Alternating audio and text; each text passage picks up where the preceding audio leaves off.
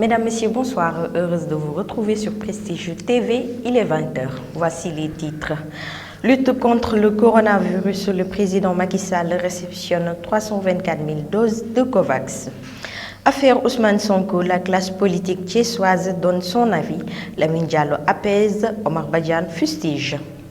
Le Thiessois lambda s'est également prononcé sur les manifestations d'hier opposant les pro-Sonko aux forces de l'ordre. Dans l'actualité nationale, le ministre Antoine Félix Diome réagit suite à l'arrestation du leader du PASTEF. Force restera à la loi. Sur l'international, le gouvernement burkinabé démonte toute négociation avec des présumés terroristes. Dans la page des sports, Ligue professionnelle en match retard, le CNEPS Excellence occupe la 5e place. La revue de presse va boucler cette présente édition. Le développement, c'est tout de suite.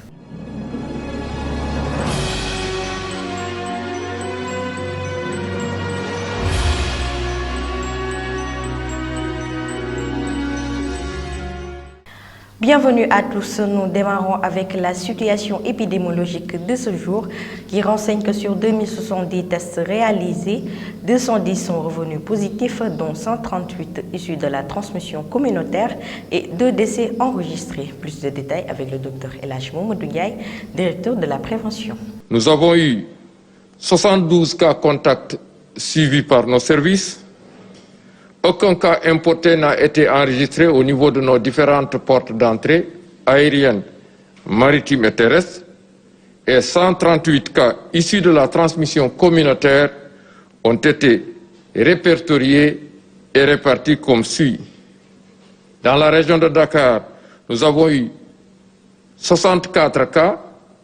Dans les autres régions, nous avons eu 74, dont 12 à Thiès, 11 à Mbour, 8 à Kaolack et à Kolda, 7 à Saint-Louis, 5 à Popenguine, 4 à Richard Toll, 7 à Kédougou et Diofior, 1 à Khombol, Louga, Maka-Koulibantang, Ngaparou, Sali, Somone, Sédhiou, Sokone, Tamba, Thiadiaye, Ziguinchor, Bounkiling, Dara, Diourbel et Guinguinéo. 269 patients suivis ont été contrôlés négatifs et déclarés guéris. 48 cas graves sont pris en charge dans nos services de réanimation. 2 décès ont été enregistrés ce mercredi 3 mars 2021. L'état de santé des autres patients suivis ou hospitalisés est jugé stable.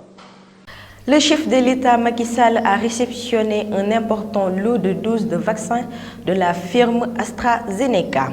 La cérémonie s'est effectuée au sein du Palais de la République en présence des pays de la Team Europe. Le président Macky Sall, que nous écoutons. Ce don de 324 000 doses sur 8 millions et quelques de doses promis par l'initiative COVAX. Je rappelle que c'est un don à titre gracieux, effort de la communauté internationale en guise de solidarité avec les nations défavorisées. Je voudrais donc saluer ce premier geste qui vient à son heure et qui vient s'ajouter au premier lot de 200 000 doses que le Sénégal avait acquis sur fonds propres il y a quelques jours. J'ai voulu que la campagne de vaccination démarre d'abord par nos propres moyens, parce qu'une de nos valeurs exalte l'effort sur soi. Contre un virus sans frontières, il faut en effet un vaccin sans frontières.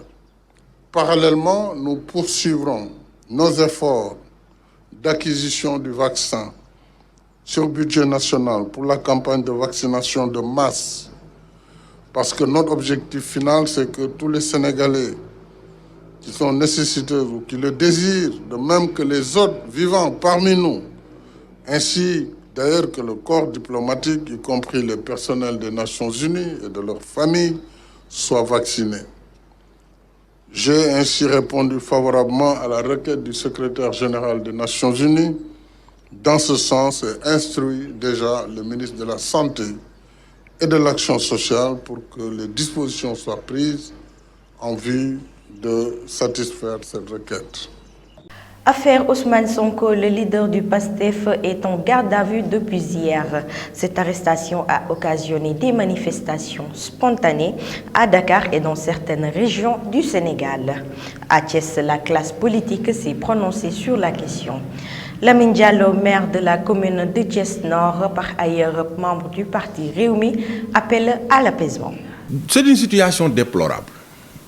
Moi, je pense que d'une affaire purement privée, on est arrivé à une affaire, mais d'État. C'est inadmissible. Sonko, c'est un homme politique, mais aussi, il ne faut pas oublier que c'est un citoyen qui est justiciable, comme tout autre Sénégalais. Hier, c'est vrai qu'il avait la volonté de déférer à la convocation, mais avant cette volonté affichée, mais il y a des discours qu'il faut quand même dénoncer. Il ne peut pas y avoir mortel combat dans ce Sénégal-là, entre un citoyen et l'État du Sénégal. Nous sommes dans un État organisé. C'est-à-dire aujourd'hui, tout homme politique doit du respect à ces institutions qui tiennent le Sénégal debout. C'est-à-dire l'armée nationale. Vous ne pouvez pas, en tant qu'homme politique, dans tes discours, dans tes propos, y mêler l'armée. L'armée doit être en dehors de ça, c'est sacré. La gendarmerie nationale, la justice, comment vous pouvez être un homme politique qui aspire, dirige ce pays-là, qui traîne, tu jettes en pâture ta propre justice. Et le fichier électoral qui concerne uniquement ceux-là qui concourent à la conquête du pouvoir, c'est pratiquement 6 millions. Donc il y a 11 millions de Sénégalais qui ne s'intéressent pas à la chose politique. Et ces Sénégalais-là, nous leur devons du respect. Mais il faut qu'on appelle les uns et les autres à la raison et qu'ils comprennent que l'État du Sénégal est au-dessus. Le Sénégal fait partie, c'est pratiquement parmi les rares pays qui n'ont pas connu de coup d'État. Si cela a pu advenir, c'est parce qu'on a pu avoir des institutions fortes, quel que soit ce qu'on peut en dire. Donc c'est pourquoi je dis aujourd'hui, il faut que les militants de PASTEF, que les acteurs politiques, en général, sachent que dans leur volonté de conquérir le pouvoir, il ne faudrait pas fouler au pays ces institutions-là qui tiennent ce Sénégal debout. Par contre, le président du parti Alternative sénégalaise, Omar Badiane, fustige l'attitude des autorités et la présence des nervis lors de ces manifestations. Écoutons ses propos au micro de Amadou Bambali. Nous savons qu'Ousmane Sonko a été convoqué au juge du 8e cabinet. Il a pris la décision de se rendre. Pourquoi baliser les routes par les forces de défense? Mais ça n'a aucun sens. Il fallait le laisser. S'il vient, on l'entend. S'il ne vient pas, maintenant, c'est à ce moment-là que les forces de défense pourraient intervenir pour aller le chercher. Mais ce n'était pas le cas. Il était sur le chemin, c'est eux-mêmes qui l'ont bloqué. Ils l'ont bloqué, arrête pourquoi? Pour offense, pour trouble à l'eau. Mais non, ça vraiment, c'est scandaleux pour un pays comme le nôtre. Et que toutes ces images-là qui sont en train de dérouler dans toutes les télévisions nationales, internationales, cela n'honore pas notre pays. Et ça, c'est la responsable de l'État, c'est l'État qui est interpellé, surtout le président de la République. Même les policiers embarquent des citoyens, des nervis, avec des gourdins, avec des armes blanches, avec tout ce que vous imaginez, pour aller à la chasse d'autres citoyens. Mais ça pose problème. Ça pose problème. Et que ça, c'est un très véritable danger. Mais non, quel trouble à l'homme? Quelqu'un qui est dans son véhicule, comment peut-il troubler à l'ordre public? Comment? Au moins, il fallait lui donner la convocation, le laisser venir. S'il vient avec la masse et de suite troublé, maintenant, vous pouvez constater que en venant, vous avez troublé l'ordre public. Ça, c'est des faits. Mais ça, ce n'était pas des faits. Au moins, c'était la provocation des forces de défense qui l'ont retenu. Il y avait ces avocats qui sont même intervenus pour lui dire laissez-nous amener notre client parce que le juge est prêt à l'attendre. Mais pourquoi ils n'ont pas suivi ça? Mais non, mais attention, ça pose un problème. Parce que c'est une manière aussi d'affaiblir la justice.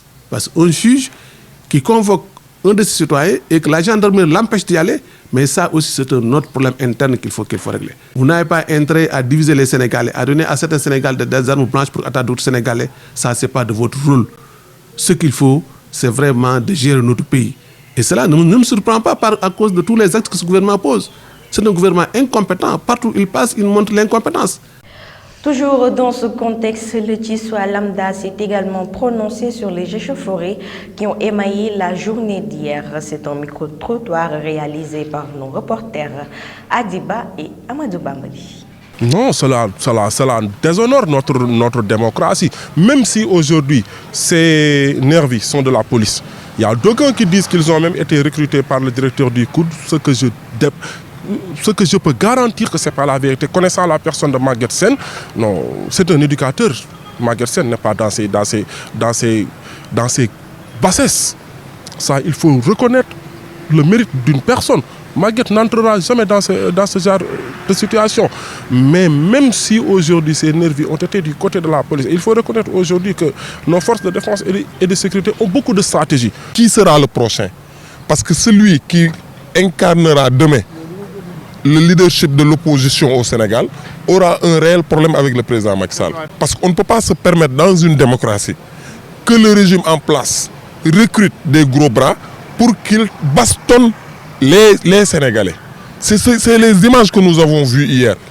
Des nervis armés jusqu'aux dents en train de poursuivre des Sénégalais, de les tabasser, de les bastonner. Mais dans quel pays sommes-nous? Mais que le président Macky Sall arrête. En tout cas, moi, je l'ai dit à l'ensemble de mes amis qui sont dans l'opposition, qu'ils s'organisent et s'arment jusqu'aux dents. Moi, celui qui va m'attaquer, ce sera peut-être un gendarme ou un policier. Parce que j'utiliserai tous les moyens possibles pour me défendre. Ils sont armés, nous aussi, nous sommes armés, c'est tout. Des nervis. Les nervis sont des messieurs qui sont des soldats. On les a donné un ordre. Hier, ce qui s'est passé, c'est la guerre entre les gens qui font des choses et les policiers qui font des choses. Les policiers ont ordre, tu ne les touches pas, tu fais attention. Qu'est-ce qu'ils font? Ils font un pneu ici, ils s'en vont.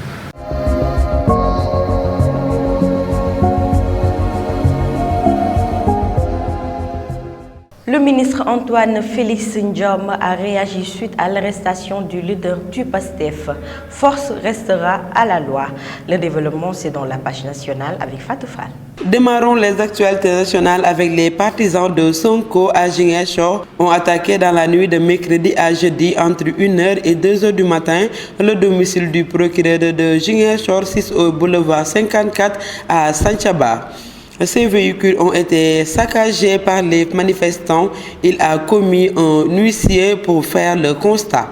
La police de Ziguinchor a ouvert une enquête. Les manifestations et autres saccages qui ont suivi l'arrestation d'Ousmane Sonko se sont poursuivis jusqu'à tard dans la nuit. Le siège de l'APED Amba, qui appartient au ministre de l'Environnement Abdou Karim Sall, a été saccagé hier tard dans la soirée. Les malfaiteurs qui ont cassé les vitres et ont également détruit les portes d'entrée, ils ont emporté avec eux des haut-parleurs et un écran géant. Terminons les actualités nationales avec le ministre de l'Intérieur Antoine Diome a réagi suite aux manifestations violentes qui ont éclaté dans quasiment tout le pays d'après l'arrestation du leader de PASTEF Ousmane Sonko pour trouble de l'ordre public. Rejoint par la RTS, le gardien de l'ordre public gravement menacé assure que toutes les dispositions seront prises pour le rétablissement de la paix et la quiétude.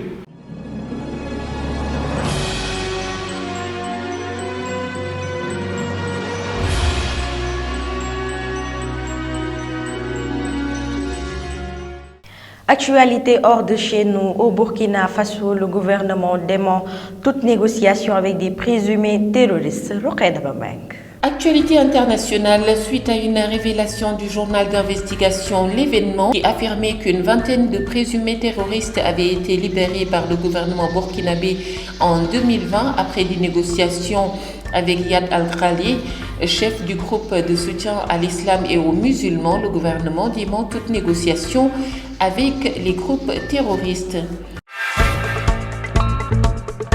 Le Liban continue de s'enfoncer dans la crise politique et économique. La monnaie nationale a franchi la barre symbolique des 10 000 livres pour $1, un record. $1 s'est changé encore contre 1500 livres libanaises il y a 1 an et demi avant le début de la crise. Mercredi, c'est le prix de l'essence qui a flambé, entraînant une hausse de 30% du prix des transports publics. De quoi renforcer la colère déjà très vive des Libanais qui sont à nouveau descendus dans la rue un peu partout dans le pays.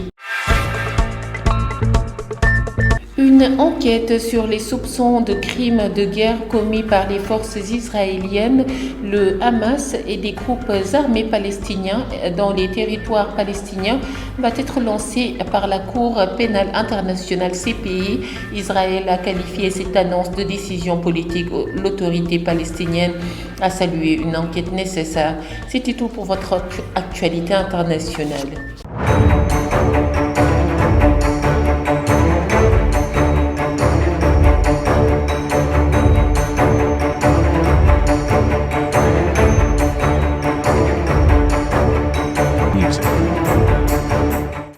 À présent, place à l'actualité sportive. Ligue professionnelle en match retard.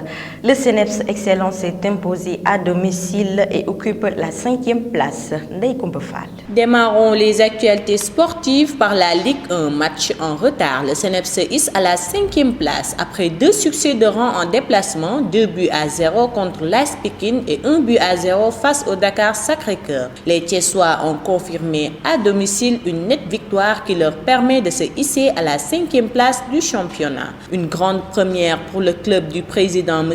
Pape Sidi Lo qui a désormais toutes les raisons d'être ambitieux. Et puis, Ligue des champions, le Mouloudia, club d'Alger, est arrivé au Sénégal, adversaire de Teungueth FC ce samedi à Thiès en Ligue africaine des champions. Le Mouloudia, club d'Alger, est arrivé au Sénégal ce mercredi soir. Les Algériens ont foulé le tarmac de l'aéroport Blaise Diagne aux alentours de 19h. Ils vont effectuer leur première séance d'entraînement ce jeudi au stade Lat Dior de Thiès. Basketball pour terminer, Joachim Noah range ses baskets après 13 saisons en NBA. Sans club depuis cet hiver, Joachim Noah, 36 ans, qui a longtemps brillé à Chicago, a annoncé la fin de sa carrière. L'international français a notamment été élu meilleur défenseur de la Ligue nord-américaine en 2014. C'était tout pour les actualités sportives.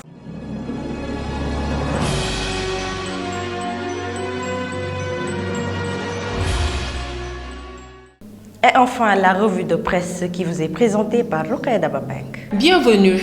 Nous démarrons avec le soleil avec à sa une Macky Sall réceptionnant les 324 000 doses de Covax et rappelle que l'effort d'acquisition des vaccins sera poursuivi. L'observateur à sa une nous fait le récit de la journée d'hier à Dakar en texte et en images et ajoute Sonko, le piège de la corniche et la nuit de garde à vue de Sonko. Toujours dans l'observateur, l'on peut lire les détails de l'audition de la patronne du salon de massage Suite Beauty, ce que le juge lui a dit. Peine de chaos après l'arrestation de Sonko, c'est le titre de Vox Pop. En effet, le quotidien nous fait la chronique d'une folle journée à Dakar avec les affrontements, destruction, pillage, incendie, arrestation qui ont rythmé ce que l'on peut appeler un mercredi noir. Restons avec le quotidien Vox Pop avec une photo de Antoine Félix Diome déterminé. D'ailleurs, le journal reprend les propos du ministre de l'Intérieur. Force restera à la loi, pas de concession. La Tribune élargit son champ en signalant à sa une qu'il n'y avait pas que Dakar qui a vécu les affrontements d'hier. Le journal signale les régions de Ziguinchor, Saint-Louis, Diourbel, Bignona, entre autres régions qui ont également vécu hier les heurts et révoltes, et de préciser audition avortée de Sonko, arrêté et placé en garde à vue. Une photo de Diop le maire montrant Dakar tout flamme illustre parfaitement la situation vécue hier dans la capitale sénégalaise. Le quotidien emprunte à sa une l'expression chrétienne mercredi des cendres sous une figure métaphorique pour reparler du leader du PASTEF arrêté hier, créant des affrontements notables, et d'ajouter quelques points essentiels. Sa garde à vue à la section de recherche pour troubles à l'ordre public, les violentes manifestations dans la capitale, Auchan et Total qui ont payé un lourd tribut à la folie des manifestants, de gros bras armés de gourdins en appui aux forces de l'ordre, l'opposition et la société civile qui veulent marcher aujourd'hui, et enfin la task force républicaine qui promet de faire face. À la une de Stade, l'on reparle de la Premier League, Liverpool contre Chelsea, Mané Mendy, duel de Lyon pour la C1, un match qui sera joué à 20h15. Sénégal contre Congo, Aliou Cissé veut enrôler Youssouf Badji. Coupe du Roi, paré pour une 31e consécration, Barça réussit sa remontada. Paris prévenu. Terminons avec Sunulamb qui annonce que Lac 2 et Eumeu Sène vont ouvrir le bal de l'arène le 4 avril. Et donc Pikine Guédiawaye en attendant Balla, Gouy Gui, Ama et Boy Niang. Excellente lecture à tous. Ainsi prend fin ce journal. Merci de l'avoir suivi. Je vous souhaite une excellente soirée sur nos antennes.